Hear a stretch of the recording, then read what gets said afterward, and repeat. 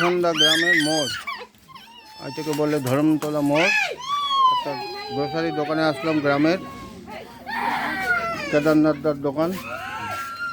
এই যে গ্রামে যা হয় আর কি, একখানে সব সবজিও পাওয়া যায়, টুকটাক চালান। এখানে ভিড় লাগছে। তেল দিয়া করে মিলে আসতাম, এত ভালো হতো না। রোদ করেছে, 3-4 ঠো বসে পড়ে আছে সারানো চালাচ্ছেন। কেউ নাই ঘরে, কে দেবে? সবজিও পাওয়া যায় টুকিটাকি, বাড়ির পাশেই, একদম গ্রামের পাড়ার দোকান। কেদারনাথদা কোথায়?